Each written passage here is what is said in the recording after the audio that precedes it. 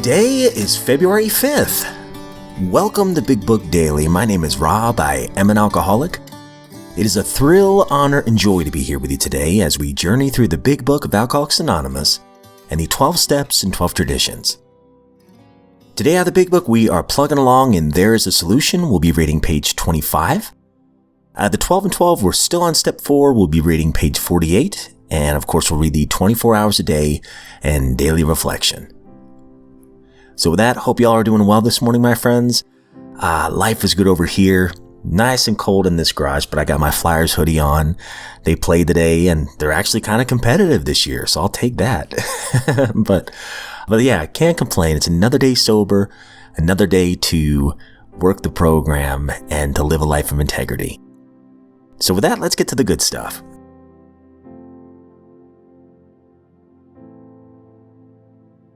All right, my friends, if you recall from yesterday's reading out of the Big Book, we asked a series of questions about, what can we do here? One of the last lines, but for the grace of God, there would have been thousands more convincing demonstrations. So many want to stop, but cannot. And I love the first line of today's reading, because that's what this book is all about. So page 25, let's get to it. There is a solution. Almost none of us like the self-searching, the leveling of our pride, the confession of shortcomings which the process requires for its successful consummation. But we saw that it really worked in others, and we had come to believe in the hopelessness and futility of life as we had been living it. When, therefore, we were approached by those in whom the problem had been solved, there was nothing left for us but to pick up the simple kit of spiritual tools laid at our feet. We have found much of heaven, and we have been rocketed into a fourth dimension of existence of which we had not even dreamed. The great fact is just this, and nothing less, that we have had deep and effective spiritual experiences which have revolutionized our whole attitude toward life, toward our fellows, and toward God's universe. The central fact of our lives today is the absolute certainty that our Creator has entered into our hearts and lives in a way which is indeed miraculous. He has commenced to accomplish those things for us which we could never do by ourselves. If you are as seriously alcoholic as we were, we believe there's no middle-of-the-road solution. We were in a position where life was becoming impossible. And if we'd passed into the region from which there is no return through human aid, we had but two alternatives. One was to go on to the bitter end, blotting out the consciousness of our intolerable situation as best we could, and the other, to accept spiritual help. This we did because we honestly wanted to, and were willing to make the effort.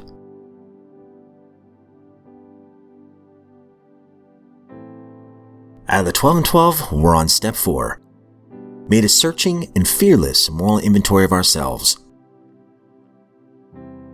And yesterday we talked about the depressive, the ones wrestling with self-loathing, and the power driver, as it's called here. And that's the person who doesn't think they need an inventory. So we're on page 48. Of course, the depressive and the power driver are personality extremes, types with which AA and the whole world abound. Often these personalities are just as sharply defined as the examples given. But just as often, some of us will fit more or less into both classifications.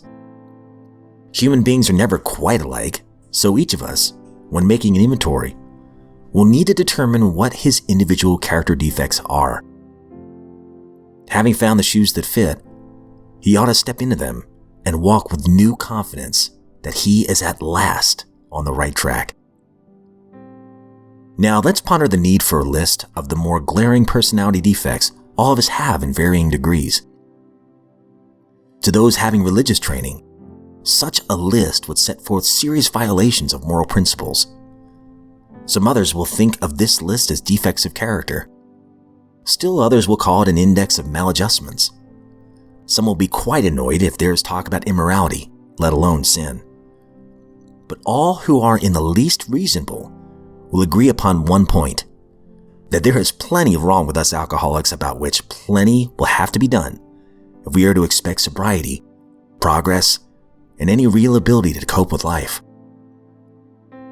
To avoid falling into confusion over the names of these defects and what they should be called, let's take a universally recognized list of major human failings, the 7 deadly sins of pride, greed, lust, anger, gluttony, envy, and sloth.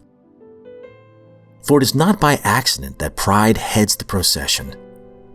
For pride, leading to self-justification and always spurred by conscious or unconscious fears, is the basic breeder of most human difficulties, the chief block of true progress. Pride lures us into making demands upon ourselves or upon others, which cannot be met without perverting or misusing our God-given instincts. When the satisfaction of our instincts for sex, security, and society becomes the sole object of our lives, then pride steps in to justify our excesses.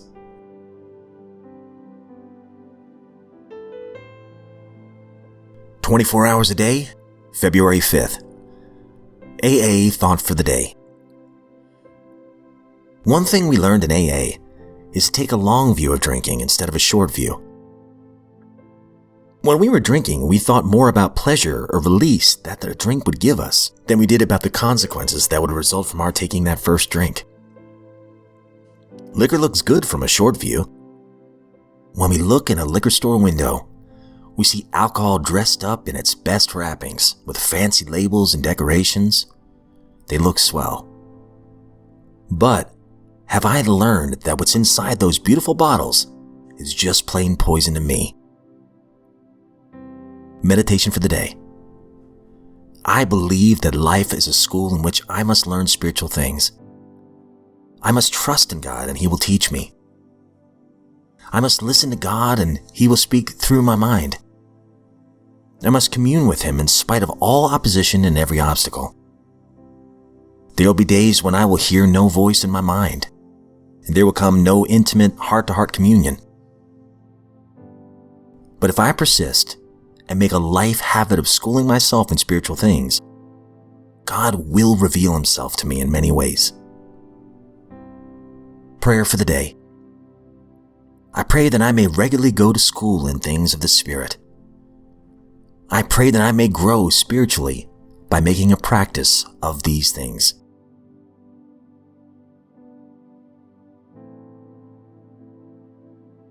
Daily Reflection, February 5th.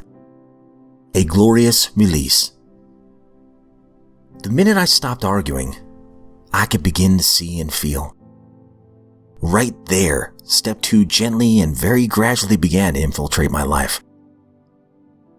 I can't say upon what occasion or upon what day I came to believe in a power greater than myself, but I certainly have that belief now.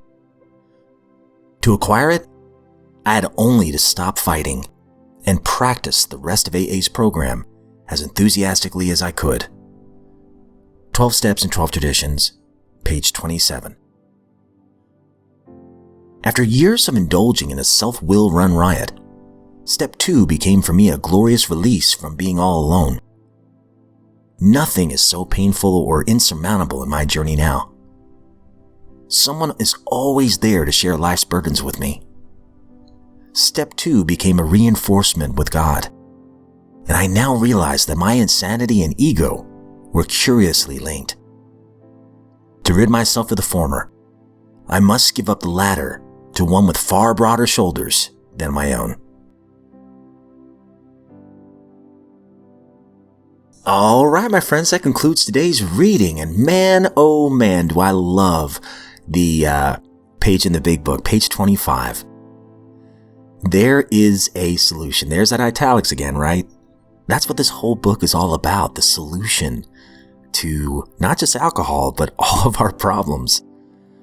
And it says right here, I mean, hey, it's not always easy. Almost none of us like self-searching, leveling of our pride, confession of shortcomings, all that stuff. But I love a little further down, we saw that it really worked in others. When I came to the rooms, I saw miracles sitting right across the circle from me. All around me, when I turned to my right and my left, I saw sober people And I thought, there's no way. This is a put on. There's no way these people could be that happy. A little further down the page.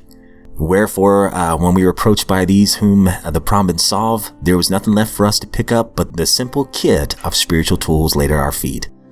And that simple kit of spiritual tools are the 12 steps. We found heaven, and we have been rocketed into a fourth dimension of existence of which we had not even dreamed. The great fact is just this, and nothing less, that we have had deep and effective spiritual experiences which have revolutionized our whole attitude toward life, toward our fellows, and toward God's universe. It's funny because in my old big book here, I've got this underlined in different inks, so I'm sure this has stood out to me many, many times reading this book. But the bottom line is, by doing these 12 steps in my life, it sounds far-fetched. It sounds too good to be true and too extravagant. But at least for me, I've experienced this. That I have had a deep and effective spiritual experience. For me, it was more of an awakening over time. But there have been some experiences along the way. Like I've shared many times, after my 5th step, driving home, I feel like that was a spiritual experience. But a spiritual awakening, that's been more like things over time for me, like stuff that I realize don't seem to bother me as much as they used to. And a lot of times my wife or one of my friends will call me out on that. I'm like, hey, that would have bothered you a couple years ago. I'm still a work in progress, but the work is so worth it. I love what it said earlier. We have found much of heaven and been rocketed into a fourth dimension. And also it says right here, we have a new attitude toward life, toward our fellows, and toward God's universe. I have a way of living now that leads me closer to my higher power, no matter what adversity comes my way. These 12 principles can handle anything. And the nice thing is, I don't even have to do it alone. I can work these 12 steps with a dear friend. I can talk to a fellowship too. So I've not only got a kit of spiritual tools for any problem in life, but I got a fellowship where I can help process these things when I'm still a little confused on how to go about it. How blessed am I? And then when I have this spiritual experience or this awakening, my attitude toward my fellows is different as well. It's crazy. And I know it sounds very extravagant again, but it has proven to be true in my life. And I love that the big book at the bottom of this page says fully explained on Appendix 2. It explains the difference between the spiritual experience and the spiritual awakening. But I feel like I've experienced both. What a blessing. What a blessing it is to be sober. What a blessing it is to be here today. And if you are sober, my friend, you are a blessing to me and so many others. I'm sure that those who love you are very proud of you. And if you're not sober, I hope you realize that you have value and worth and you can recover. It's not that complicated. I agree with the word simple. Not always easy, but simple spiritual tools here laid at our feet. You're worthy of recovery, and I pray that you get the help that you need today. You don't have to do it alone. But with that, my friends, I don't speak on behalf of AA or NA or Al-Anon, any other sect or denomination. I am just a grateful drunk, just honored to be here today. And if we are given another set of 24 hours, I sincerely look forward to seeing you right back here tomorrow.